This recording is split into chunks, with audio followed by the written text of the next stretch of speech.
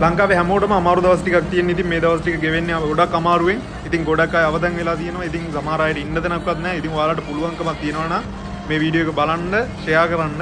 මොකද පුළුවන්කමක් තියෙන කෙනෙක් ඉන්නවා නම් ඔයාලට වියලි ආහාර මම දැක්ක ගොඩක් අය කමියුනිටිස් වගේ හදාගෙන එයාලා ගොඩක් උදව් කරන්න හදන මිනිසුන්ට. ඉතින් ඔයාලට ඩිරෙක්ට් යන්න බෑ නම් මේ වගේ ටීම් එකකට හරි මේ උදව් කරන්න ඔයාලට පුළුවන් වියලි ආහාර ඇඳුම් මොනවා හරි දෙයකින් ඔයාලට පුළුවන් උපකාරයක් කරන්න. මොකද මේක හැමෝටම උදව් අවශ්‍ය වෙලාවක්. ඒ වගේම මේ වෙලාවේ කිසිම පක්ෂ ભેදයක් එහෙම නැත්නම් ආගම් ජාති ભેද මුකුත් බලන්න එපා. මොකද අපි හැමෝම මිනිස්සු ওই සිටුේෂන් එක ඔයාට මට හැමෝටම එන්න පුළුවන්. ඉතින් මේක අනිවාර්යෙන් අනිත් අයටත් දකින්න ෂෙයා කරන්න. ඒ වගේම මට විශේෂයෙන් කියන්න දෙයක් තියෙනවා.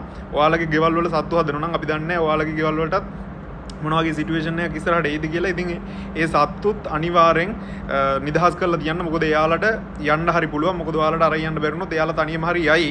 ඉතින් ඒක අනිවාර්යෙන් එහෙම